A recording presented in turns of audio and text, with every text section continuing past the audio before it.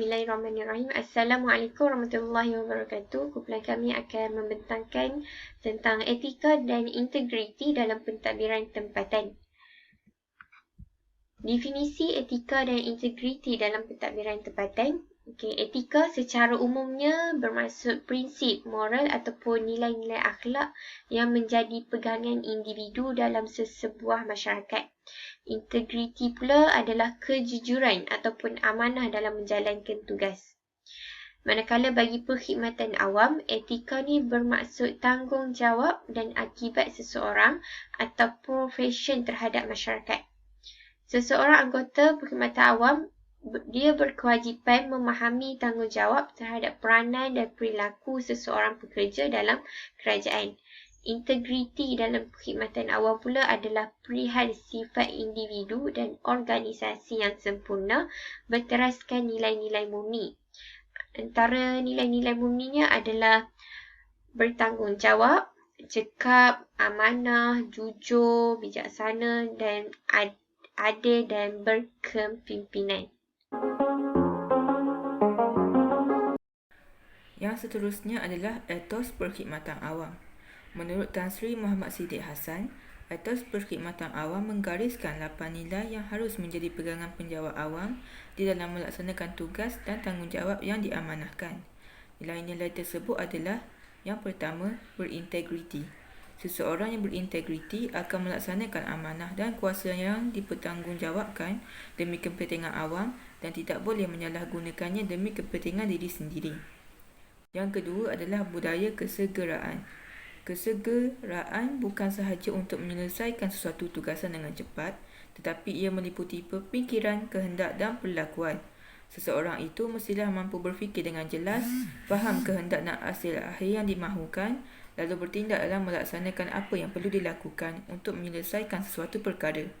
Yang ketiga, mengutamakan pelanggan. Perkhidmatan pelanggan yang responsif, mesra dan mengutamakan pelanggan menjadi teras kepada kecekapan serta keberkesanan sistem perkhidmatan awam. Layanan seperti ini mampu memenuhi kehendak dan kepuasan mereka. Penjawat awam sepatutnya memberikan layanan yang sama, konsisten dan saksama kepada rakyat melalui perkhidmatan yang telus. Yang keempat, bekerja dan bersepakat. Setiap individu dalam organisasi seharusnya melibatkan diri dalam usaha untuk menyelesaikan masalah dan melaksanakan tugas. Kolaborasi di antara pekerja amat penting dalam mencapai visi, misi dan objektif sesebuah institusi. Para pekerja perlu mempunyai pemikiran terbuka, boleh menerima pendapat dan idea baru serta tidak prejudis terhadap orang lain. Yang kelima, inovasi dan kreativiti. Kreativiti adalah percetusan atau percambahan idea baru, manakala inovasi merujuk kepada pengaplikasian sesuatu idea yang memberi impak signifikan kepada rakyat. Sesuatu ciptaan itu dikira inovasi sekiranya dapat memberikan manfaat yang nyata kepada rakyat atau dengan kata lain mempunyai nilai awam, public value.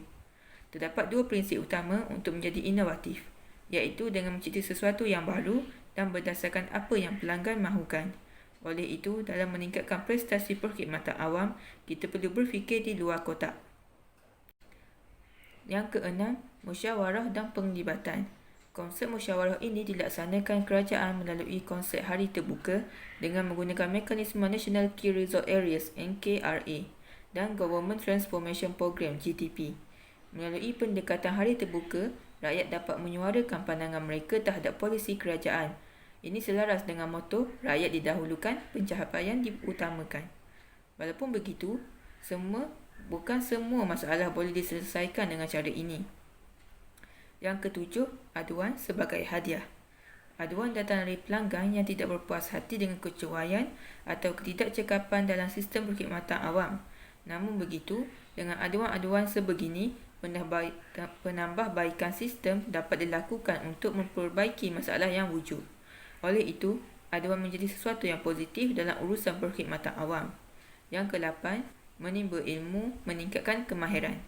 Bagi meningkatkan prestasi kerja, kepuasan pelanggan dan nama baik organisasi, penjawat awam hendaklah dilengkapi dengan pelbagai jenis ilmu berkaitan pekerjaannya.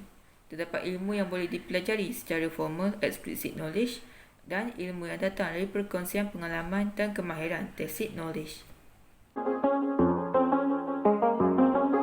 Bismillahirrahmanirrahim. Assalamualaikum warahmatullahi wabarakatuh. Nama yang diberi Marsha binti Muhammad Yaman. Nombor matriks 058548. Saya daripada Diploma Pentadbiran Islam semester 5. Baiklah, pada hari ini saya akan membentangkan tentang implikasi amalan etos perkhidmatan awam dan juga bentuk ketirisan amanah. Okey, baiklah. Implikasi amalan etos perkhidmatan awam boleh melahirkan pejabat awam yang bekerja, bertindak secara etika dan berintegriti seperti berikut. Mampu 2012.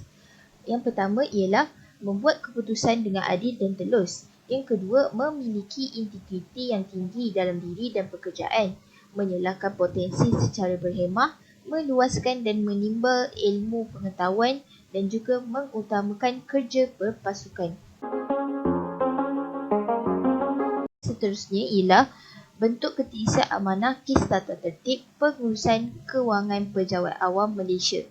Kes tata tertib, kesalahan dia ialah kecuaian menandatangani pesanan kerajaan, membuat perolehan palsu, membuat pengakuan palsu, bersubahat dalam urusan pemberian projek, salah laku tadbir urus kontrak perolehan, kegagalan mematuhi tata cara kewangan.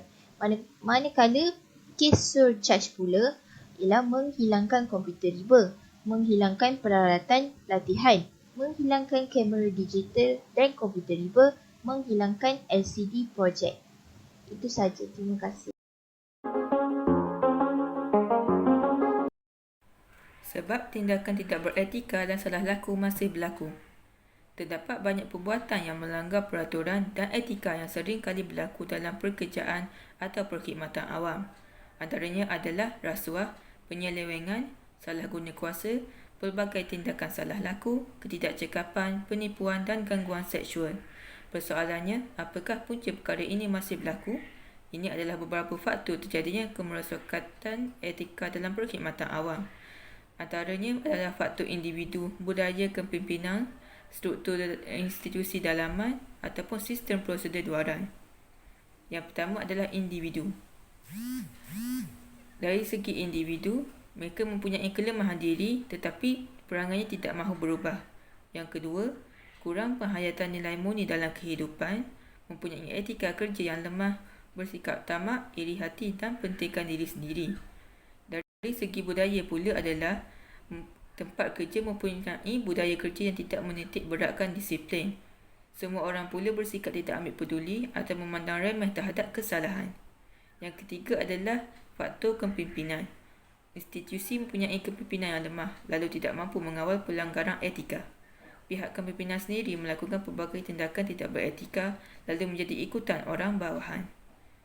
Yang keempat, mungkin berpunca daripada faktor struktur dan institusi dalaman.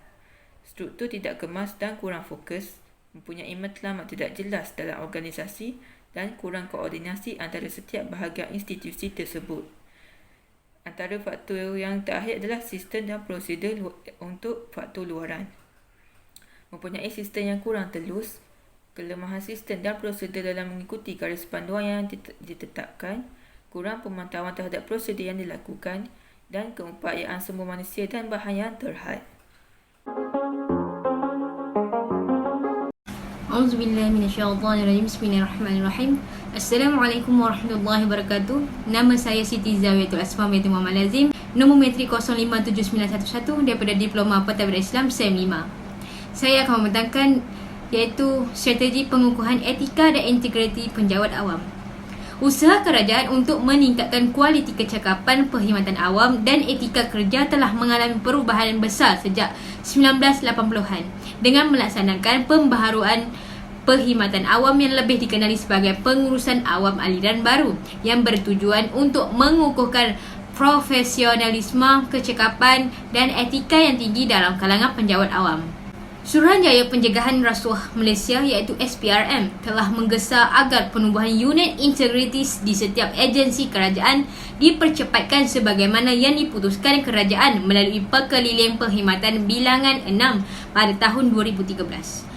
Selain itu, kewujudan unit ini untuk memastikan penjawat awam mengamalkan budaya kerja yang unggul, seterusnya membendung salah laku jenayah, pelanggaran tata kelakuan dan etika organisasi. A'udzubillahi minasyaitonirrajim. Bismillahirrahmanirrahim. Assalamualaikum warahmatullahi wabarakatuh. Saya Sufia Salsabila binti Idris, nombor matrik 057879 daripada Diploma Pentadbiran Islam Semester 5. Hari ini saya akan bentangkan berkaitan dengan bentuk tindakan pemimpin beretika dan faedahnya terhadap organisasi.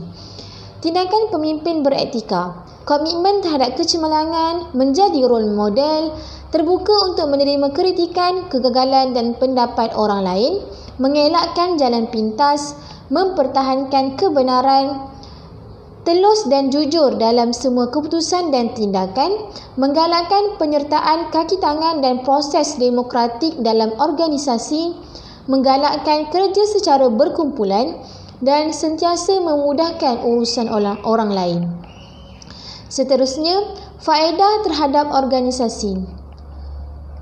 Pertama, mewujudkan identiti yang berbeza dan istimewa dalam pasaran, menghasilkan kerja yang bermutu, memperoleh kepercayaan dalam setiap urusan atau projek, menghasilkan produk yang berkualiti, dan yang akhir sekali adalah menghasilkan suasana dan hubungan yang baik antara kaki tangan.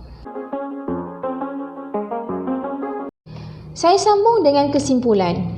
Etika dan integriti dalam perkhidmatan perlulah dititik beratkan oleh setiap penjawat awam dengan melaksanakan amanah dan kuasa yang dipertanggungjawabkan ke atas mereka demi kepentingan umum, bukanlah kepentingan diri sendiri.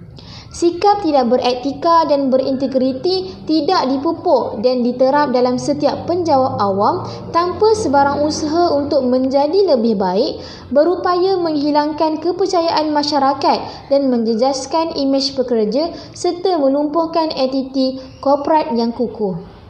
Jelaslah bahawa etika dan integriti dalam kalangan penjawat awam amat penting untuk dipupuk bagi melahirkan bangsa Malaysia yang berdaya saing dan maju di masa kini dan masa akan datang.